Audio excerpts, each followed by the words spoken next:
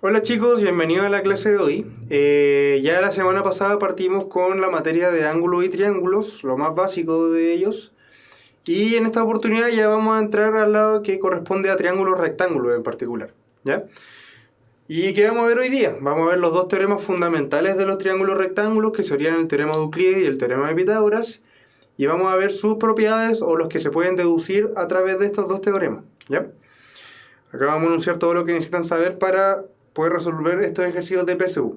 Si bien esta materia o estos ejercicios que vamos a ver hoy día no son de mucha dificultad, ¿por qué? Porque los ejercicios que son un poco más difíciles están asociados también con semejanza, que es lo que veremos en la próxima clase. Así que partamos. Primero vamos a ver lo que es el triángulo rectángulo y qué componen a este triángulo rectángulo, ¿ya? Entonces, como su nombre lo dice, necesariamente tenemos que tener sí o sí uno y solo un ángulo de 90, ¿ya? Es más, siempre que ustedes tengan un ángulo de 90 en un triángulo, automáticamente los otros dos pasan a ser ángulos agudos, ¿ya? Esto recuerden que es porque la suma de los tres ángulos de un triángulo tiene que ser 180. Entonces, si ya hay uno que mide 90, a los otros dos no les queda nada más que entre ellos sumen 90, ¿cierto? Por lo tanto, y como no puedo tener un ángulo que sea 0, ahí me va a decir al tiro que como dos ángulos tienen que sumar 90, automáticamente entre ellos dos tienen que ser menor a 90, para así alcanzar ese valor. Entonces, lo primero que quiero que vean es que los típicos ejercicios de PSU nos dan este tipo de triángulos rectángulos, ¿ya? Donde nos dicen que hay un triángulo ABC, que es rectángulo usualmente en C, pero no hay que confiarse, pueden cambiar los vértices. Y también la mayoría de las veces me trazan esa altura que está marcada ahí, que sería HC, ¿ya?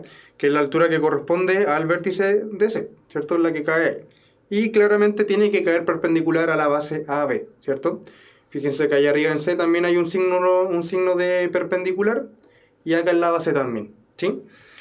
Lo que pasa cuando nosotros dividimos este triángulo rectángulo ABC con esta raya vertical, esta altura, formo dos triángulos nuevos, ¿sí? Que, como le digo, en la próxima clase vamos a indagar un poco más de eso, pero fíjense lo que pasa en los ángulos. Este ángulo de acá abajo, que yo lo voy a anotar alfa, que puede ser cualquier ángulo menor a 90, automáticamente va a ser igual a este que está acá arriba, ¿ya? Ambos tienen que ser de la misma medida, ¿ya?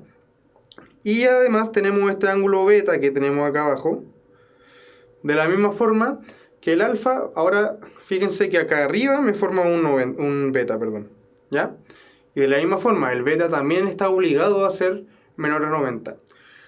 Siempre van a tener esta relación de que si yo sumo ese ángulo alfa más ese ángulo beta, siempre la suma tiene que ser exactamente 90, ¿ya? Porque estamos trabajando en un rectángulo y en un triángulo rectángulo, perdón, ¿ya?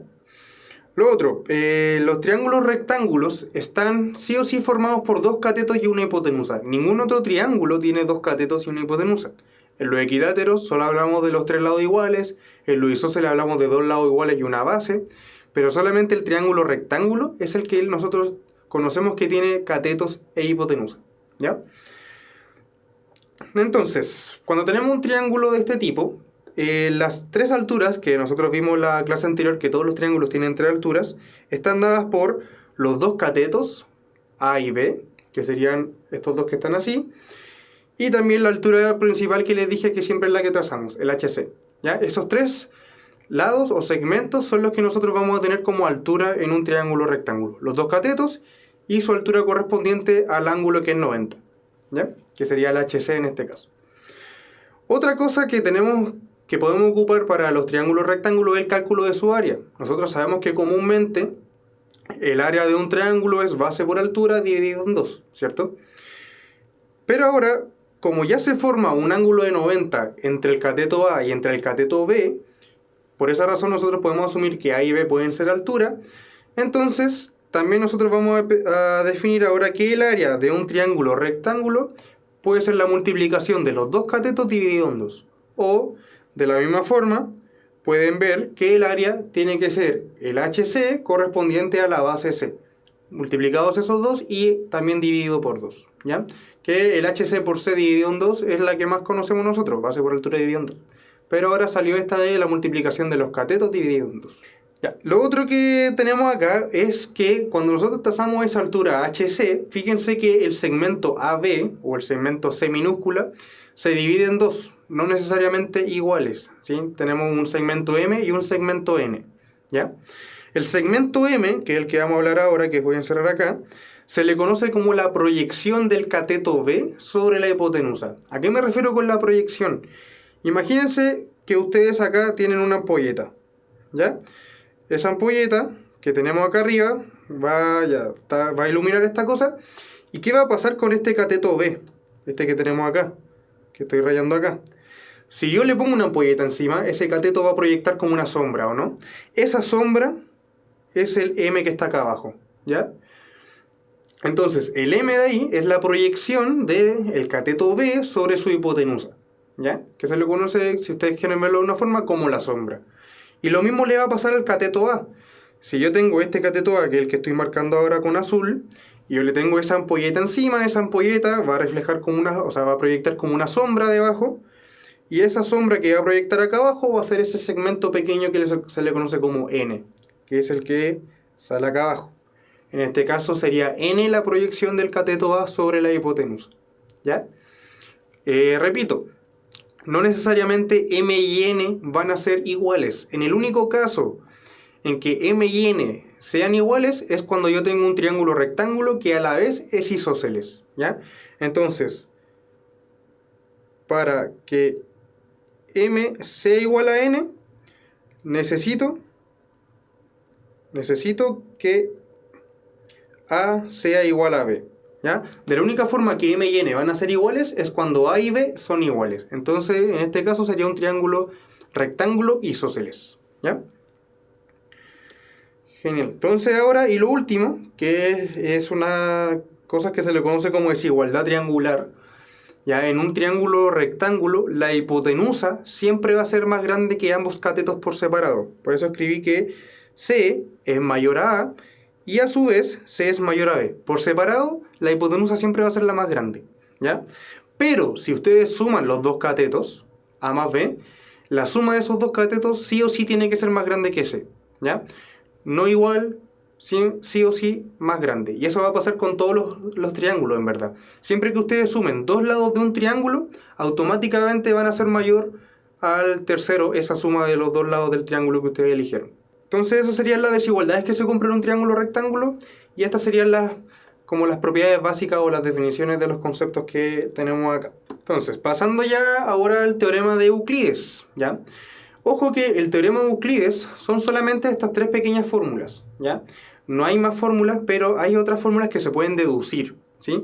Pero los tres principales enunciados del teorema de Euclides son estos tres y nada más que estos tres, ¿ya?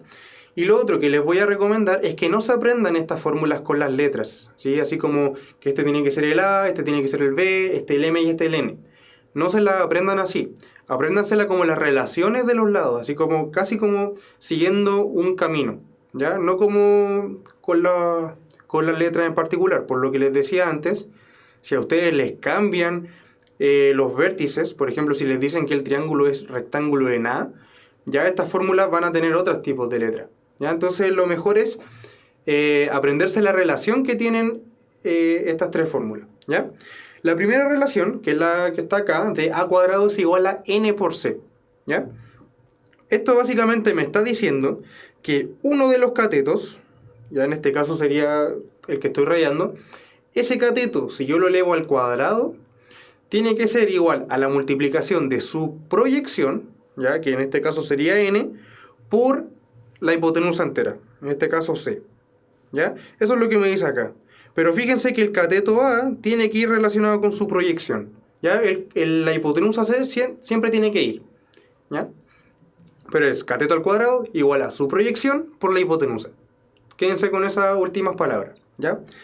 De la misma forma para el otro cateto, ¿ya? Es exactamente la misma relación pero hacia el otro lado. En este caso porque estoy viendo el cateto izquierdo, ¿sí? Si yo en esta fórmula tomo el cateto B y lo elevo al cuadrado, ese B al cuadrado tiene que ser igual a su proyección, en este caso M, por toda la hipotenusa, ¿ya? Entonces fíjense que ambas dos, la primera y la segunda fórmula, lo pueden ver con palabras. Cateto al cuadrado es igual a su proyección por la hipotenusa. ¿Ya? Y finalmente, ya esta puede ser un poco más general, es esta última, que me dice que si yo trazo la altura correspondiente justo en el vértice donde era 90, ya en este caso, tiene que ser esa altura, ya la que me separa en dos triángulos, ¿sí? Esa altura al cuadrado es igual a las dos proyecciones de los catetos que genera, ¿sí? En este caso m y la proyección n, ¿ya?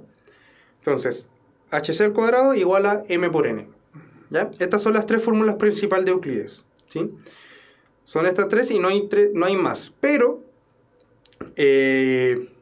con estas tres que nosotros acabamos de establecer, más lo que vimos en la diapositiva anterior, nosotros podemos deducir estas dos fórmulas nuevas, ¿ya? Por eso yo ahí le puse derivados del teorema de Euclides, porque no corresponden al teorema oficial, ¿sí? Pero tenemos exactamente el mismo triángulo. Ojo, no confundirse con ese 90 que sale ahí, se refiere al ángulo que está acá, ya todo el ángulo que está en C, ¿sí? Ahora, me dice que cuando yo tengo un triángulo rectángulo y le trazo nuevamente esa altura HC que corresponde al vértice donde es 90, se me generan estas dos relaciones nuevas, ¿ya? Que al final me dice que la altura correspondiente, esta que está acá, la pequeña, va a ser igual a la multiplicación de ambos catetos dividido en la hipotenusa, ¿sí? Esta fórmula se ocupa bastante, ¿ya? Más adelante también la vamos a ocupar en un ejercicio. Y me parece que también lo preguntaron en las preguntas que hicieron por Instagram, ¿sí? Que algunos ya, yo creo que ya respondieron. Pero eso, la altura sería la multiplicación de ambos catetos dividido en la hipotenusa, ¿sí? Y tenemos esta otra fórmula que se ocupa mucho menos, ¿sí? En verdad, creo que en mi vida yo creo que la debo ocupar una pura vez, más o menos, ¿ya? Pero nunca está de más aprendérsela, porque a veces igual es útil y todas las fórmulas funcionan, ¿cierto? Ahí ustedes deciden cuál es la que quieren ocupar mejor, ¿sí? Y nos dice esto, que si yo divido la 1 partido en la altura correspondiente al vértice donde es 90 al cuadrado, va a ser igual a la suma de 1 partido en los catetos al cuadrado, cada uno por separado, ¿sí? 1 partido en a al cuadrado más 1 partido en b al cuadrado, ¿ya? Esa fórmula les sugiero que la anoten más y que le echen mucho más ojo a la primera que vimos, ¿ya? Ya, eso sería todo por el teorema de Euclides, ¿sí? Que recuerden son estas tres. ¿Cómo entender estas tres? Al final estas tres fórmulas salen de las cosas de semejanza que vamos a ver en la próxima clase, ¿ya? Ahí quizás podamos entender mucho mejor el por qué se cumplieron estas fórmulas, ¿ya? Ya, lo otro teorema importante y el más conocido en muchas áreas, no solo en matemática, también en física, es el teorema de Pitágoras, ¿ya? Que se ocupa en verdad para muchas cosas en el día a día, ¿sí? Entonces, ¿qué me dice el teorema de Pitágoras? Que es el más conocido. Me dice, si bien tiene una explicación mucho más elaborada de trasfondo, yo voy a solamente decir la relación, ¿ya? Me dice que si yo sumo los catetos al cuadrado, cada uno por separado, me debería resultar la hipotenusa al cuadrado, ¿sí? ¿Ya? Como les digo, tiene mucho más trasfondo esta fórmula, otra explicación mucho más formal, pero no vamos a indagar mucho en eso, ¿ya? Ahora, de esta fórmula, que es la que nos sale por Pitágoras, tienen que tener mucho ojo con no confundirse con poner la hipotenusa al otro lado y que sea igual a un cateto al cuadrado, ¿ya? Tienen que ser la suma de los dos catetos por un lado y tiene que quedar la hipotenusa sola por el otro lado, ¿ya? A veces uno logra ver que por estar apurado un poco, se confunden con eso y ponen la hipotenusa al lado izquierdo y ponen un cateto al lado derecho, ¿ya? Tengan mucho cuidado con confundirse con esto, ¿sí? La otra cosa es que si ustedes tienen un triángulo, ya cualquiera, supongamos que tenemos un triángulo cualquiera, no rectángulo o no necesariamente rectángulo, y me dicen que tengo tres lados, A, B y C, y me aseguran que la suma de dos lados al cuadrado me resulta el tercero al cuadrado, automáticamente el triángulo pasa a ser rectángulo en el vértice opuesto a este lado, ¿ya? Me explico de otra forma. Si nosotros tenemos, por ejemplo, un triángulo que tiene pinta de ser equilátero, ya supongamos, y me dice que este triángulo tiene el lado M, N y L, ¿ya? Y me dicen que en este triángulo, si yo a m cuadrado le sumo, por ejemplo, l al cuadrado y me resulta n al cuadrado, automáticamente el triángulo tiene que ser rectángulo. Pero ¿dónde va a ser rectángulo? En el vértice opuesto al lado que está solito, al n. Es decir, es acá en este ángulo donde es recto, ¿sí? Entonces Pitágoras funciona para ambos lados. Si se cumple la igualdad, automáticamente es rectángulo, y si el triángulo es rectángulo, automáticamente se cumple esta igualdad que tenemos acá arriba. Y de esta igualdad podemos despejar nosotros A, B o C como nosotros queramos, y vamos a tener esta fórmula para A, la siguiente para B y la tercera para C. Va a ser mucho más rápido, pero uno suele ocupar la fórmula y despejar ahí de la fórmula en general. Pero acá están los valores de cada lado por separado, ocupando la fórmula de Pitágoras y despejando cada uno de esos lados, ¿sí? Ya. Y lo otro es que estos valores que se conocen ahí, el A, B y C, que cumplen la igualdad del teorema de Pitágoras, se le conoce como trío pitagórico, que es lo que está saliendo allá abajo, ¿cierto? ¿Ya? Ese trío A, B y C es el trío pitagórico, ¿sí? Y tríos pitagóricos hay infinitos, ya jamás van a dejar de encontrar tríos pitagóricos. ¿Por qué? Porque no funciona solamente en los enteros, este teorema funciona para cualquier valor de los lados que sean positivos. Acá en la tabla que tenemos acá abajo puse algunos tríos pitagóricos. ¿Cuáles son los más conocidos? Los más conocidos serían los tres primeros, ¿ya? Estos tres. Les sugiero que en verdad se aprendan esos tres de memoria, cosa de que estos dos primeros son los catetos, y este tercero es la hipotenusa, ¿sí? Recuerden, siempre el mayor tiene que ser la hipotenusa, ¿sí?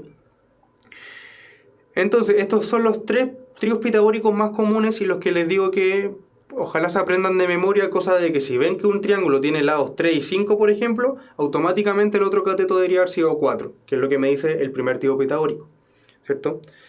De esta forma, por ejemplo, si yo me paro en esta última, y me dicen que su hipotenusa vale 29 y que un cateto vale 21, automáticamente el otro tiene que ser el que me falta, que sería el 20, ¿sí? Tiene que ir en ese orden. Los dos primeros son los catetos y el tercero siempre tiene que ser la hipotenusa. Ahora hay una propiedad con esto de los tríos pitagóricos, que es la que acabo de escribir acá. Me dice que si yo garantizo que tengo un trío pitagórico A, B y C, ya que puede ser cualquier trío pitagórico en verdad, y tengo una constante k, que es positiva, cualquier número real que sea positivo nomás, me dice que si yo cada uno de estos lados, A, B y C, lo multiplico por el k, cada uno por separado, es decir, voy a tener un lado que va a ser el k por A, otro el k por B y otro el k por C. Esos tres lados nuevos que me resultaron también van a ser un trío pitagórico, ¿ya?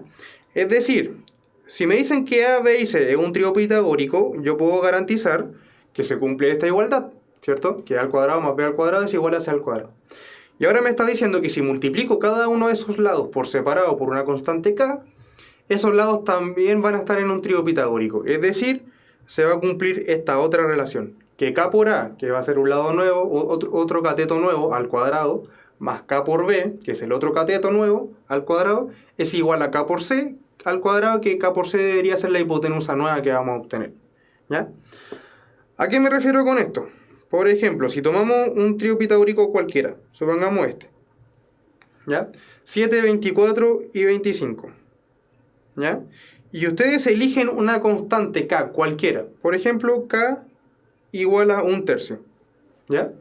Entonces, si yo cada uno de esos lados lo multiplico por 1/3, también va a ser un trío pitagórico, es decir, 7 tercios con 24 tercios y 25 tercios también es un trío pitagórico, ¿ya? Y así podemos estar todo el día multiplicando por cualquier k positiva que ustedes quieran. Pueden duplicar estos valores, pueden achicar los valores, pueden multiplicarlos por raíces, como ustedes quieran, pero si tienen un trío pitagórico fijo y lo multiplican por cualquier constante positiva, cada uno de esos lados nuevos también va a ser un trío pitagórico, ¿ya? De otra forma, si tomamos el 3, el 4 y el 5, y me dicen, por ejemplo, tenemos ese trío pitagórico 3, 4 y 5. Y me dicen que hay otro triángulo que mide 15 y 12. Automáticamente este lado debería ser 9. ¿Por qué 9? Porque fíjense que del 5 para llegar al 15 lo multipliqué por 3. del 4 para llegar al 12, también lo multipliqué por 3. Por lo tanto, este 3 para llegar a este lado, también lo voy a tener que multiplicar por 3. Entonces, automáticamente debería ser 9. Eso pasa con los tríos pitagóricos, ¿ya? Y por esta razón son infinitos, porque si yo tengo uno, puedo estar todo el día agregando términos nuevos a esa tabla. Y estas son las propiedades principales de los teoremas de Pitágoras, ¿ya? Que básicamente son dos triángulos notables, ¿ya?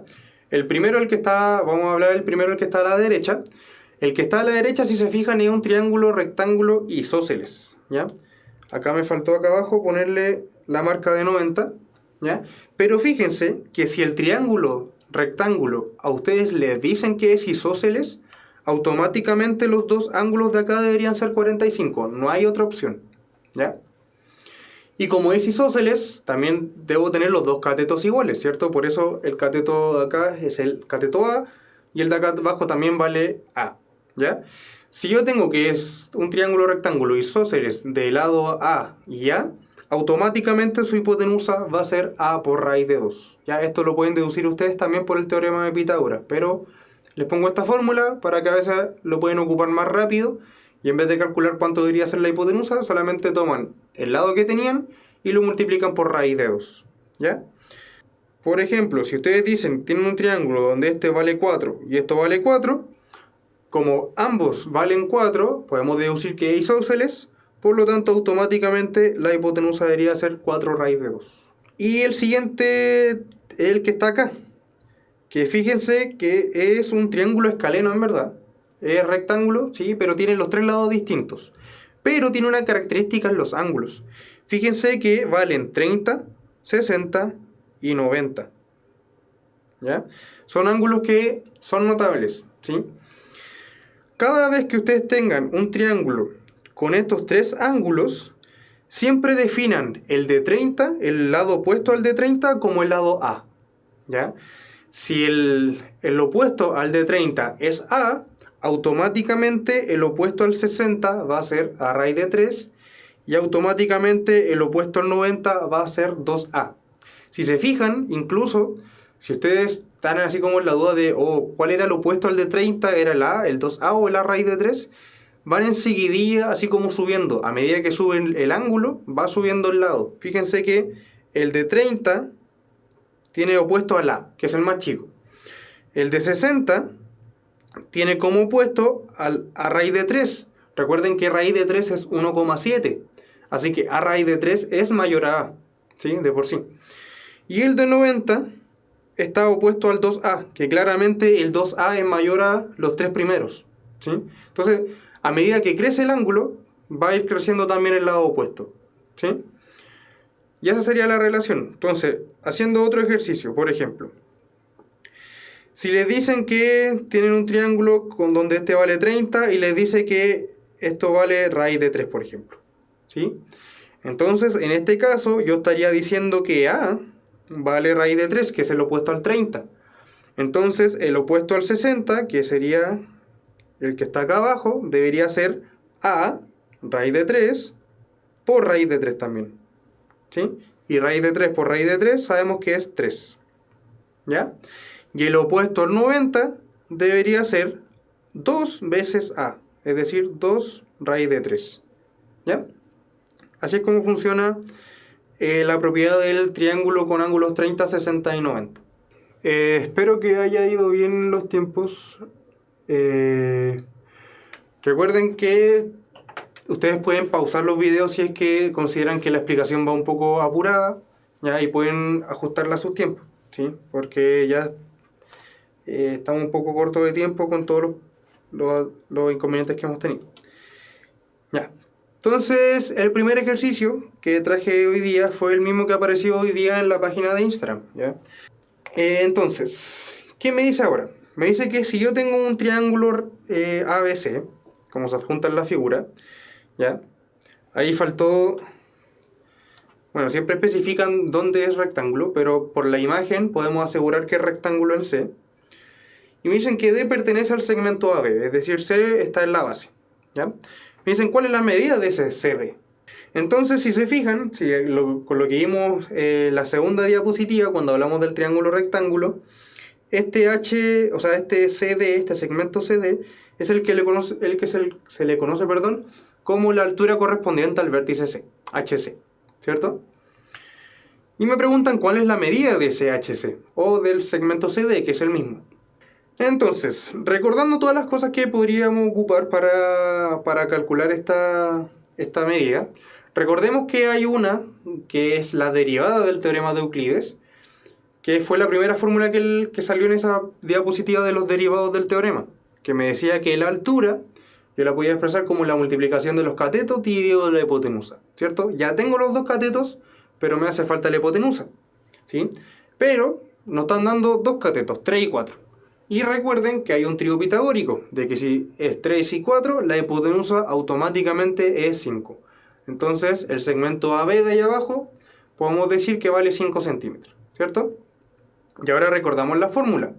La fórmula me decía que la altura que divide al triángulo debería ser la multiplicación de los dos catetos dividido en la hipotenusa. Es decir, A por B dividido en C.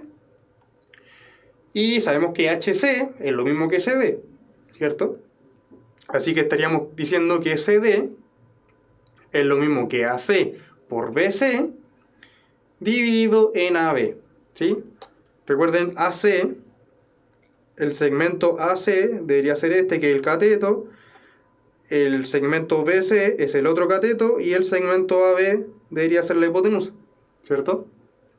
Que es exactamente la misma fórmula que aparece ahí con rojo, ¿ya? Pero ¿cuánto vale esos tres segmentos que me dan? Bueno, sabemos que es 4 por 3 dividido en 5, ¿cierto?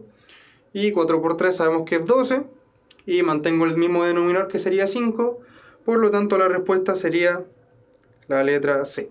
¿Ya? Este ejercicio fue rapidito, bien cortito, ¿ya? Como les decía antes, los ejercicios de este tema, ya espero que se haya entendido bien con eso, los ejercicios de este tema, solo en son muy pocos, suelen preguntar uno, solamente este tema. Pero si metemos semejanza en los ejercicios, ya ahí pueden ser un poco más elaborados, que es lo que vamos a ver en la próxima clase.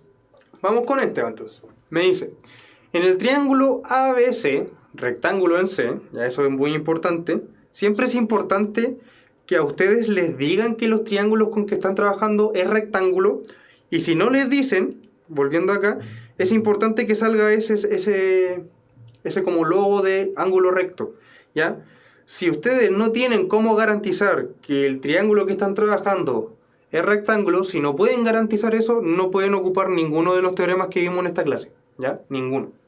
Ni el de Euclides, ni el de Pitágoras, ¿ya? Entonces me dice, tenemos el triángulo ABC, rectángulo en C, ¿ya? Eso es importante porque en la imagen no nos dicen que es rectángulo. Entonces le agregamos ese cuadradito ahí, ¿ya? Me dice que el segmento CD es la altura, ¿ya? Es decir, recuerden que vimos en la clase anterior, la definición de altura es que caiga perpendicular, ¿ya?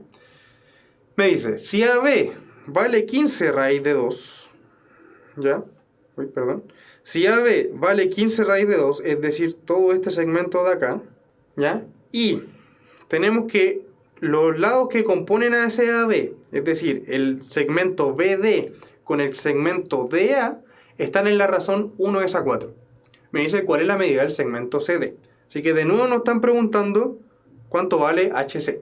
Si nos dan esta razón que yo la subrayé acá, que la voy a subrayar de nuevo, es porque hay que ocuparla, ¿o no? ¿Qué significa eso? Nosotros esos dos puntitos los podemos interpretar casi como si fuera una división, ¿ya? Entonces nos están diciendo que BD dividido en DA, ¿ya? Que es lo que está saliendo ahí, debería ser igual a 1 dividido en 4, es decir, un cuarto, ¿cierto? ¿Ya? Lo que podemos hacer acá es que nos está dando una relación entre los segmentos BD y DA, ¿cierto? Y en este caso nosotros podemos incluso multiplicar cruzado, onda este 4 que está acá abajo, lo podemos pasar a la izquierda multiplicando, porque está dividiendo al lado de la derecha, y este DA, que también está dividiendo, lo podemos pasar al lado derecho multiplicando, ¿cierto? Entonces pasando el 4 a la izquierda y multiplicando, me debería quedar que 4BD es igual a, y ahora el DA lo paso hacia arriba, y a la derecha, y me queda que es igual a dA por 1, que al final es dA, ¿cierto? Entonces lo que me está diciendo acá es que el segmento DA vale 4 veces lo que vale el segmento BD. Es decir, si el segmento BD valiera 2, el DA debe valer 8. Siempre debe valer la misma cantidad, pero por 4. Entonces, si nosotros dijéramos que el segmento BD vale X, ya porque no sabemos la medida de BD, entonces DA tiene que valer 4 veces eso. Es decir, el DA tiene que valer 4X, ¿ya? ¿Y qué hacemos con esto? Fíjense que ya nos dieron una relación entre BD y DA, y fíjense que si nosotros sumamos esos dos lados, que son los que voy a subrayar acá, el DA con el BD, me resulta el segmento AB, que yo sí conozco la medida. Entonces, el lado AB yo lo puedo escribir como AD más BD, ¿cierto? El AB me dijeron que valía 15 raíz de 2, es decir, 15 raíz de 2 es igual a AD, que es lo mismo que DA, en este caso 4X, más BD, que dijimos que era X, ¿cierto? Sumando las cosas que están al lado derecho, me queda que raíz de 15, o sea 15 por raíz de 2 al lado izquierdo, es igual a 4X más X, y eso es 5X, ¿cierto? Entonces, ese 5 que me está multiplicando ahí al X, me está molestando, va a pasar al otro lado dividiendo, ¿cierto? Es decir, me debería quedar 15 raíz de 2 dividido entre 5. ¿Y qué pasa con el 15 y el 5? Sabemos que eso se simplifican, ¿o no? Se simplifican y me queda un 3 dando vueltas. Porque 15 dividido entre 5 es 3, ¿cierto? Así que el X vale 3 raíz de 2, ¿ya? Como X vale 3 raíz de 2 y BD valía igual a X, entonces yo ahora puedo garantizar que BD vale 3 raíz de 2, ¿cierto? Que es lo que me sale acá, ¿ya? Y sabemos que, sabemos que AD o DA, recuerden que era lo mismo, tiene que valer 4 veces lo que vale BD, es decir, 4 por 3 raíz de 2. Y eso me da 12 raíz de 2, ¿sí? Así que ya tenemos las medidas de ambas proyecciones, de la proyección BD y de la proyección AD, ¿ya? ¿Qué podríamos hacer con esto? Tenemos las proyecciones y lo están preguntando por la altura. Entonces nosotros sabemos que existe una fórmula que me decía que la altura al cuadrado era igual a la multiplicación de ambas proyecciones, ¿cierto? ¿Ya? Entonces, yo sé que HC, en este caso, recuerden que estamos diciendo que HC es igual a CD, ¿ya? Entonces, me está diciendo que HC al cuadrado, es decir, CD al cuadrado, tiene que ser igual a la multiplicación de ambas proyecciones, de las que voy a rayar en azul ahora, de BD por AD, ¿cierto? Eso es lo que nos decía la fórmula, ¿ya? Entonces nos está diciendo que CD al cuadrado es igual a BD, que vale 3 raíz de 2, por AD, que vale 12 raíz de 2, ¿sí? ¿Cómo hacemos para multiplicar estos números? Vamos a multiplicar los que son racionales con los que son racionales, es decir, el 3 con el 12, es decir, me dice que CD al cuadrado es igual a 3 por 12, que sabemos que es 36, y ahora vamos a multiplicar los dos raíces de 2 que tenemos acá, y raíz de 2 por raíz de 2, ¿ya? Recuerden que esto me genera un raíz de 2 al cuadrado, y raíz de 2 al cuadrado tiene que ser 2, así que me da 36 por 2. Y eso sabemos nosotros que 36 por 2 es 72. Y ahora le vamos a sacar raíz a ambos lados, ¿sí? ¿Por qué le sacamos raíces? Porque queremos conocer el segmento CD normal, no CD al cuadrado, ¿ya? Entonces aplicamos raíces a ambos lados. Al lado izquierdo se me cancela el exponente 2 y al lado derecho me queda raíz de 72, ¿sí? Y bueno, sabemos que raíz de 72 lo podemos escribir como 36 por 2, ¿ya? Y el 36 lo vamos a escribir como 6 al cuadrado por 2, ¿sí? ¿Y qué pasaba con esto? Si tenemos esta raíz que está acá abajo, nosotros la podemos descomponer en dos raíces, ¿o no? En la raíz de 6 al cuadrado por la raíz de 2. Y la raíz de 6 al cuadrado, sabemos que es 6, y me queda el raíz de 2 solo. Es decir, el segmento CD valía 6 raíz de 2. La respuesta es la B. Y vamos con el último. Este ejercicio no salió en ninguna PSU, lo saqué directamente de la página. y me dice lo siguiente, me dice AB es paralelo a CD y AD es paralelo a CE, ¿ya? Eso me está diciendo al final que tengo un paralelogramo, ¿ya? Me dice, ¿cuál es el área del cuadrilátero A, B, C y D? ¿Ya? Entonces, fíjense en esto. Como este ángulo es 90, ¿ya? Y AB es paralelo a CD, automáticamente este de acá también debería valer 90. Y si ese vale 90, ya con estos dos ángulos es 90 y todos los lados son paralelos, entonces me dice que estos cuatro ángulos tienen que medir 90. ¿Ya? Es decir, el ADCE es un rectángulo. ¿Ya? Y me están preguntando por el área del cuadrilátero ABCD, es decir, de todo el cuadrilátero, de todo este como trapecio que tenemos acá, ¿sí? De todo esto, ¿ya? Pero el área del cuadrilátero, o del trapecio, fíjense que yo lo puedo descomponer en dos áreas. Voy a rayar un poco. El área azul, que sería el área del rectángulo, más el área del triángulo, que sería acá la verde, ¿ya? Entonces, el área del cuadrilátero debería ser el área verde más el área azul, ¿cierto? ¿Ya? Entonces voy a sacar ambas áreas por separado, la del triángulo y la del rectángulo, ¿ya? Vamos ahora, ahí espero que lo hayan anotado ustedes, para tener más espacio. Entonces, ¿qué necesito yo para saber el área del triángulo? Su base y su altura. Ya tenemos al final que este triángulo R es rectángulo, por lo tanto recuerden que el área del triángulo yo lo puedo calcular como cateto por cateto dividido en 2, ¿ya? Y me falta el área del rectángulo, pero para conocer el área del rectángulo yo necesito saber cuánto vale este lado que está acá, ¿cierto? Eso es el que me falta. Entonces, fíjense que ahora, ya, entonces lo primero que necesitamos es ese lado rojo que marqué acá, ¿sí? Vamos a encontrar ese lado rojo. Entonces, lo primero que vamos a hacer es, le voy a destacar acá el triángulo con el cual vamos a trabajar. Nos vamos a basar solamente en este triángulo por ahora. Fíjense que este triángulo nos dicen que acá arriba, en el vértice C, que estoy rayando con azul, es 90, ¿sí? Así que este triángulo azul es rectángulo. Ya puedo ocupar las propiedades. Y de nuevo, volvemos acá. Fíjense que este trazo, que voy a marcar ahora en rojo, debería ser mi HC, ¿sí?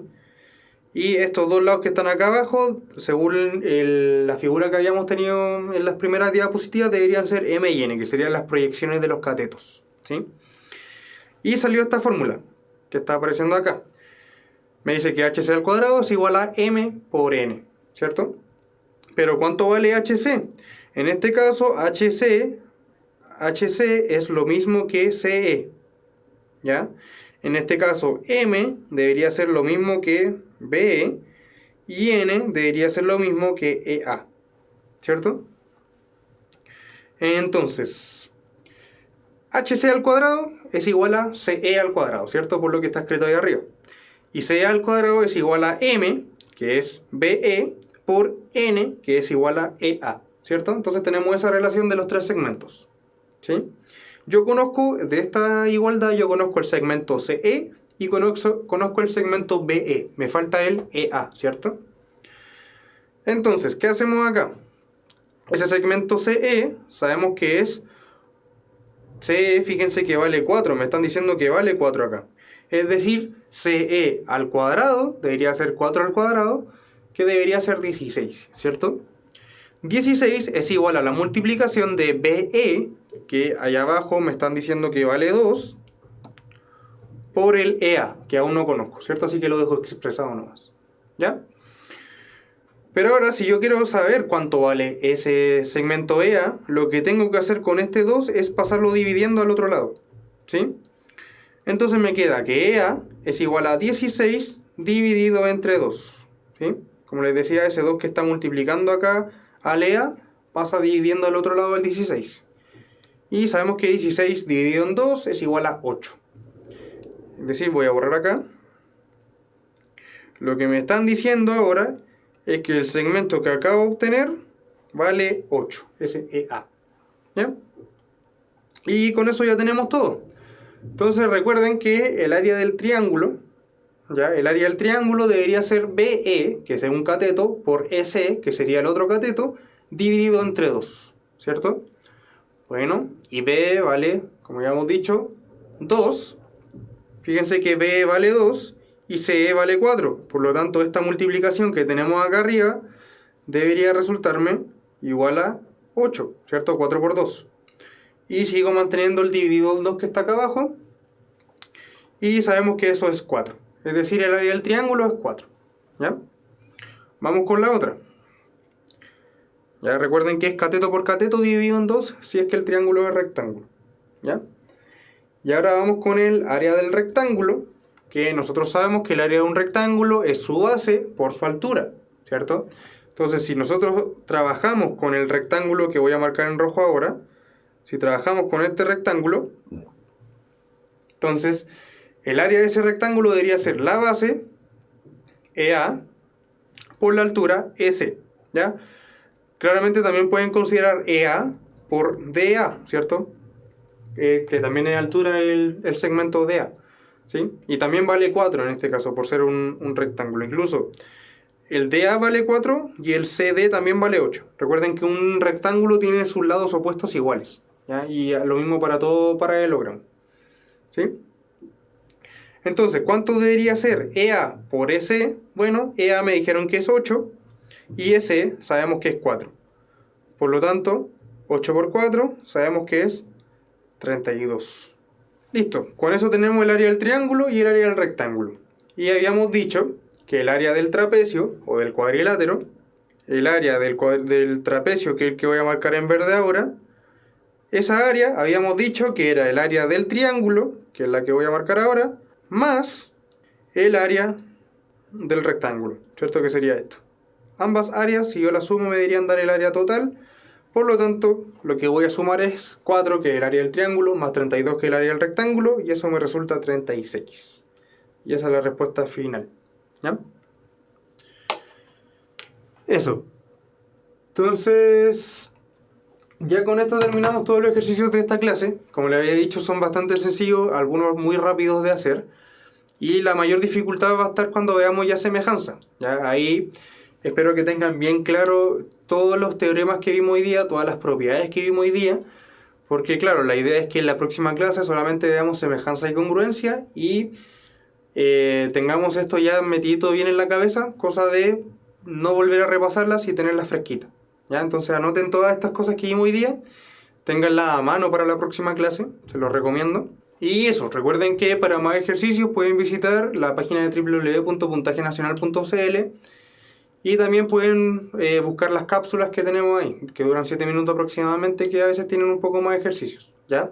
Estas cosas comúnmente también se combinan mucho con el teorema de Tales, ¿ya? Y con semejanza, y estos 3 temas que vamos a ver, la clase anterior, la de hoy día y la de la semana que viene, se combinan mucho, incluso en un puro ejercicio se pueden combinar los 3 temas, ¿ya? Así que practiquen harto estos temas, hagan muchos ejercicios y recuerden no aprenderse las fórmulas por letras, sino que las relaciones que cumplen las fórmulas, ya para en caso de que les cambien las letras de los vértices, no les cambien tanto las fórmulas que tienen aprendidas en la memoria, ya, sino que recuerden casi como por palabras qué es lo que correspondía a cada fórmula, ya. Eso, nos vemos la próxima semana y que tengan una muy buena semana, con el éxito en el estudio también.